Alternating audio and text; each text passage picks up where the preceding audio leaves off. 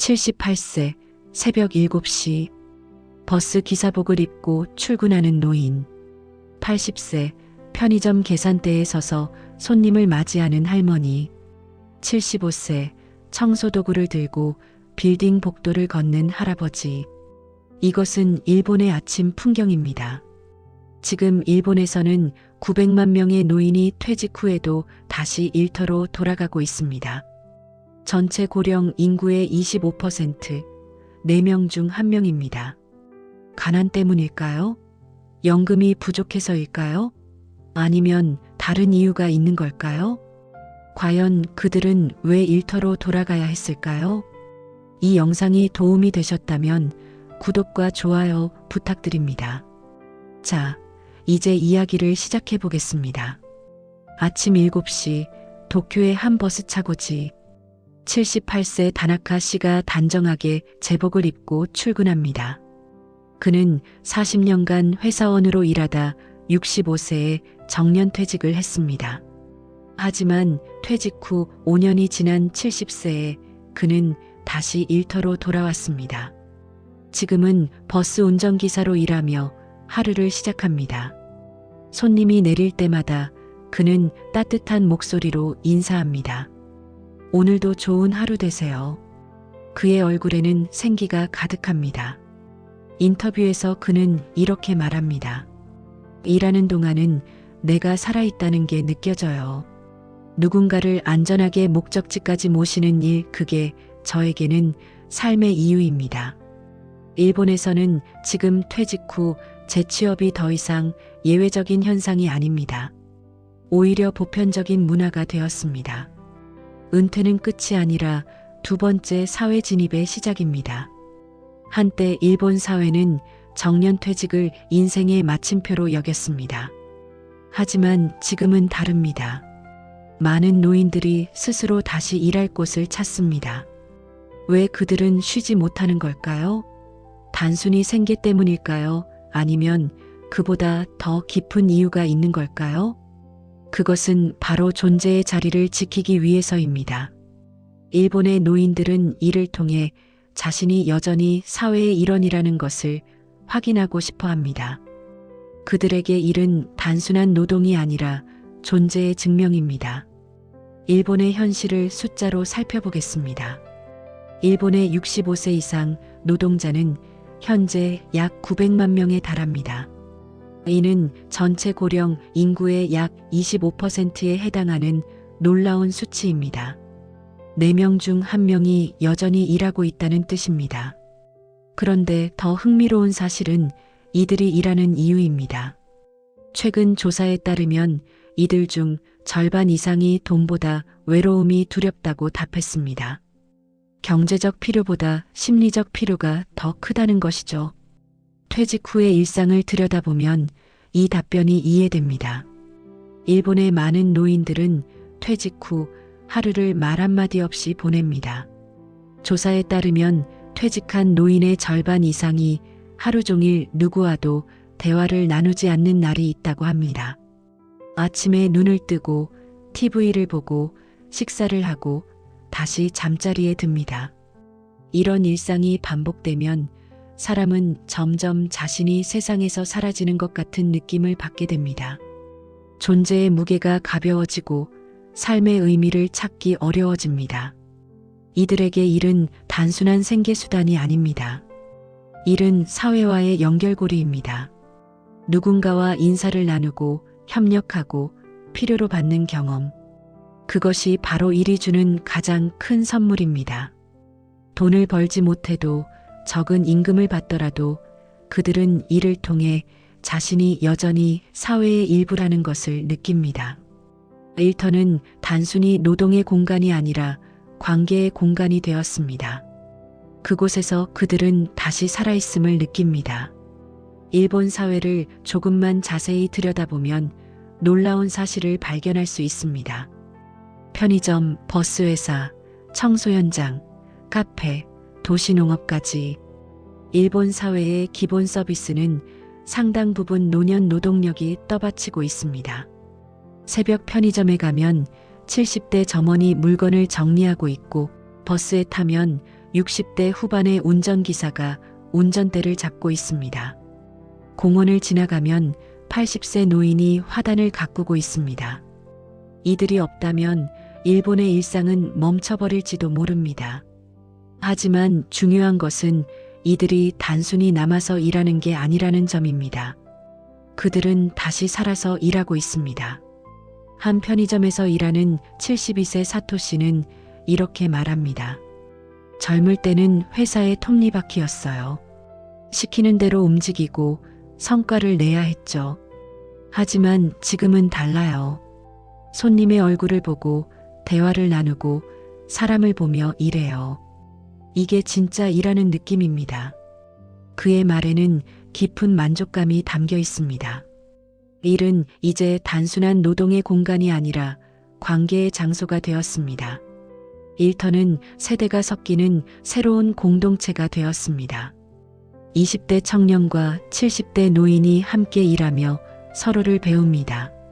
청년은 노인에게서 경험과 인내를 배우고 노인은 청년에게서 새로운 기술과 유연함을 배웁니다. 이런 세대 간 협력은 단순히 효율적인 것을 넘어서 사회적으로 큰 의미를 갖습니다. 세대가 분리되지 않고 함께 어우러지는 공간, 그곳이 바로 현대 일본의 새로운 일터입니다. 일본의 노인들이 일을 계속하는 가장 큰 이유는 무엇일까요? 그것은 바로 필요로 된다는 감각입니다. 한 70대 여성은 이렇게 말합니다. 누군가 나를 기다려주는 게 좋아요. 카페에 출근하면 단골 손님들이 오늘도 오셨네요 라고 반갑게 인사해줘요. 그 순간 저는 이 세상에 제가 있어야 할 이유가 있다고 느낍니다. 이 말은 단순해 보이지만 깊은 철학을 담고 있습니다. 돈이 아니라 기다림의 존재감, 그것이 노년 노동의 핵심 동기입니다. 많은 사람들은 노인들이 경제적 필요 때문에 일한다고 생각합니다. 물론 경제적 이유도 있습니다. 하지만 더 깊이 들여다보면 그것보다 훨씬 근본적인 이유가 있습니다. 사람은 누구나 필요로 받고 싶어 합니다. 나의 존재가 누군가에게 의미 있기를 바랍니다. 은퇴 후 이런 감각을 잃어버린 사람들은 깊은 상실감을 느낍니다. 하지만 일터로 돌아가면 다시 그 감각을 되찾을 수 있습니다. 심리학자들은 이를 존재 가치의 회복이라고 부릅니다.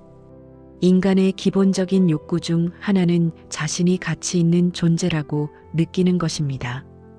이 욕구는 나이가 들어도 사라지지 않습니다. 오히려 더 절실해질 수 있습니다. 일본의 노인들은 일을 통해 이 욕구를 충족시킵니다. 일은 단순한 노동이 아니라 존엄의 언어가 되었습니다. 출근하고 업무를 수행하고 동료들과 협력하는 모든 과정이 나는 여전히 가치 있는 사람이라는 메시지를 전달합니다. 이것이 바로 일본 노인들이 다시 일터로 돌아가는 가장 깊은 이유입니다. 일본에서 이런 변화가 가능했던 것은 개인의 의지만이 아닙니다. 사회 전체가 제도를 바꿨기 때문입니다. 일본 정부는 2021년 70세 고용 연장법을 시행했습니다. 이 법은 기업들에게 원하는 직원이 있다면 정년 후에도 일할 수 있는 기회를 제공하도록 의무화했습니다. 단순히 권장하는 수준이 아니라 법적 의무입니다. 이 법 덕분에 많은 노인들이 익숙한 직장에서 계속 일할 수 있게 되었습니다. 하지만 일본 정부는 여기서 멈추지 않았습니다. 정부는 시니어 인력 뱅크를 만들고 지역형 일자리 네트워크를 구축했습니다.